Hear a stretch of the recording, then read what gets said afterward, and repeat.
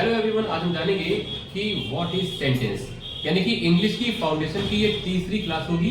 तो यानी कि हमने जो है इससे पहले पहली क्लास ले ली है, दूसरी क्लास भी ले ली है। जिन बच्चों ने वो वीडियो नहीं देखा है वो जाके प्लेलिस्ट मैंने बना दी है, वहां से उसको चेक कर लें। तो आज इंग्लिश की फाउंडेशन में तीसरी क्लास होगी और उसमें ये समझा जाएगा कि व्हाट इज सेंटेंस। एक सेंटेंस क्या होता है, व्हाट इज सेंटेंस, यानी सेंटेंस को हिंदी में क्या कहा जाता है, वाक्य कहा जाता है।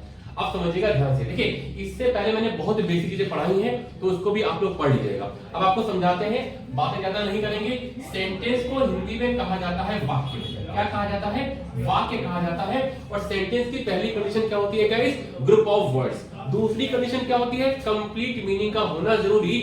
और तीसरी कंडीशन क्या होती है, अरेंजमेंट ऑफ वर्ड्स का सही होना जरूरी। और चौथी कंडीशन क्या होती है, हर सेंटेंस का एक ढांचा होता है, हर सेंटेंस का एक स्ट्रक्चर होता है। वो क्या होता है, सब्जेक्ट, वर्ब और ऑब्जेक्ट। पहली कंडीशन क्या बताई, ग्रुप ऑफ वर्ड्स का होना जरूरी। दूसरी कंडीशन क्या बताई गाइस, कंप्लीट मीनिंग का होना जरूरी। और तीसरी कंडीशन क्या बताई, अरेंजमेंट ऑफ वर्ड्स का सही होना जरूरी। और चौथी कंडीशन क्या है, स्ट्रक्चर मेंटेन होना चाहिए।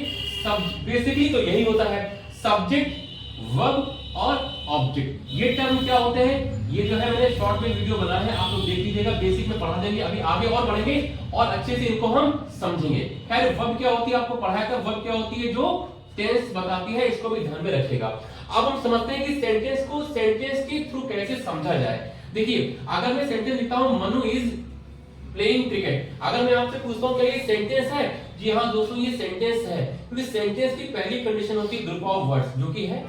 दूसरी कंडीशन क्या होती है, कंप्लीट मीनिंग का होना जरूरी है। बिकॉज कि जो मनु है वो क्या कर रहा है, क्रिकेट खेल रहा है, यानी कि ये कंप्लीट अर्थ दे रहा है। दूसरी बात, अब इसकी पार्सिंग करते हैं। पार्सिंग का मतलब होता है सेंटेंस को तोड़ा जाएगा और उसके एक एक शब्द के पास जाया जाएगा। ठीक है, समझिए। इसका मीनिंग क्या होता है, जैसे कि ये वर्ब है, क्योंकि ये टेंस बता रही थी, ये हेल्पिंग वर्ब है गाइस। ये क्या है, हेल्पिंग वर्ब है।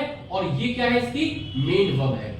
अब देखिए, सेंटेंस में एक्शन हुआ और धीरे धीरे वो ट्रांसफर हो गया। यानी कि ये क्या है आपका, प्लेइंग से वर्ड का क्वेश्चन करा तो हमें आंसर में क्या मिला, ऑब्जेक्ट मिला।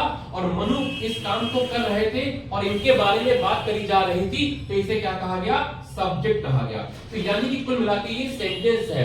अब अगला जो सेंटेंस लिखा है, तो समझिएगा, लिखा है walking around the road listening to the hits of Sonu Nigam. अगर आपसे पूछा जाए क्या ये सेंटेंस है, तो देखिएगा पहली बात तो ये सेंटेंस नहीं है। अब आप लोग कहेंगे सर ये सेंटेंस क्यों नहीं है, सेंटेंस को बनाने के लिए सबसे पहले वर्ब का होना जरूरी है।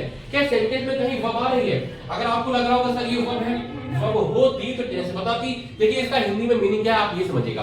देखिए इसका हिंदी में क्या मीनिंग है, रोड पर टहलते हुए, रोड के किनारे टहलते हुए सोनू निगम के गाने सुनते हुए व्हाट। यानी कि ये पूर्ण अर्थ नहीं दे रहा है, कंप्लीट अर्थ नहीं दे रहा है। तो गाइस ध्यान रखिएगा, ये सेंटेंस नहीं है, ये सेंटेंस नहीं है, क्योंकि ये इसमें वर्ब नहीं है। और वर्ब क्या होती है, जो टेंस बताती है। तो देखने में तो इतना बड़ा लग रहा था ये सेंटेंस है, फुल स्टॉप भी लगा दिया, लेकिन गाइस ये सेंटेंस नहीं है। तो गाइस इस तरीके के कॉन्सेप्ट पाने के लिए हमारे चैनल को सब्सक्राइब करिएगा। Thanks for watching.